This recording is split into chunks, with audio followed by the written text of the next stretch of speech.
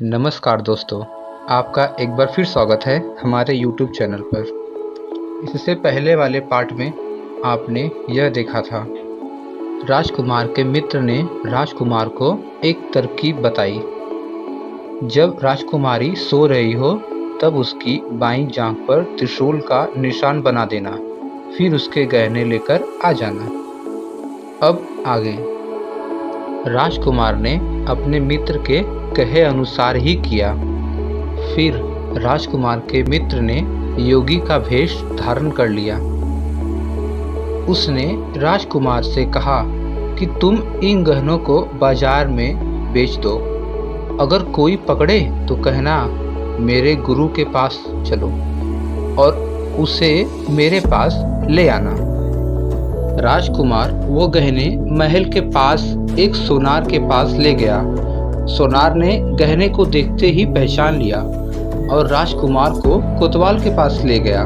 कोतवाल ने राजकुमार से सवाल पूछे तो राजकुमार ने कहा, ये गहने मुझे मेरे गुरुजी ने दिए हैं। यह सुनने के बाद कोतवाल ने गुरु यानी राजकुमार के मित्र को भी पकड़ लिया और राजा के दरबार में ले गया। राजा ने पूछा, योगी महाराज, आपको ये कीमती गहने कहाँ से मिले? योगी का वेश धारण किए हुए राजकुमार के मित्र ने कहा, महाराज, मैं शमशान में काली चौदस को डाकिनी मंत्र प्राप्त कर रहा था कि मेरे सामने डाकिनी आई। मैंने उसके जेवर उतार लिए और उसकी बाईं जांघ पर त्रिशूल का छाप बना दिया। यह सुनते ही राजा महल में गया और उसने रानी को कहा, पद्मावती के बाईं जांघ देखो कि कहीं राजकुमारी के बाईं जांघ पर त्रिशूल का छापा तो नहीं है। राजा की बात सुनते ही रानी ने देखा और सच में राजकुमारी के बाईं जांघ पर त्रिशूल का निशान था। यह जानकर राजा बहुत दुखी हुआ। फिर राजा योगी के पास गए और कहा कि बताओ, धर्मशास्त्र में बुरी औरतों के लिए क्या सजा है?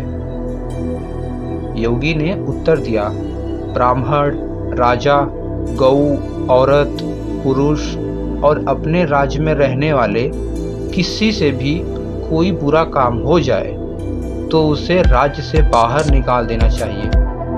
यह सुनते ही राजा ने पद्मावती को जंगल भेज दिया।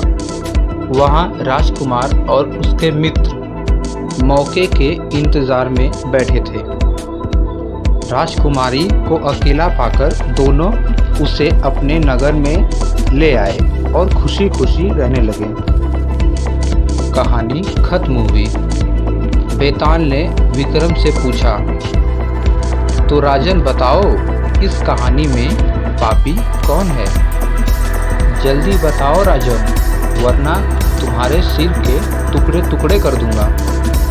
विक्रम ने उत्तर देते हुए कहा, पापी राजा था, क्योंकि राजकुमार के मित्र ने अपने मालिक का काम किया। कोतवाल ने राजा का कहना सुना और राजकुमार ने अपनी इच्छा पूरी की। लेकिन इस कहानी में राजा पापी था। उसने बिना सोचे विचारे राजकुमारी को राज्य से बाहर निकाल दिया। विक्रम के इतना कहते ही बेताल फिर उड़कर पेड़ पर जा लटका। अभी के लिए इतना ही। इसके आगे भी आप सुनना चाहते हैं तो प्लीज़ कमेंट करें, लाइक करें और हमारे चैनल को सब्सक्राइब भी करें। इस कहानी से सीख, हमेशा बुद्धि का इस्तेमाल करके ही फैसला लेना चाहिए, वरना कोई भी भ्रमित करके कुछ भी करवा सकता है।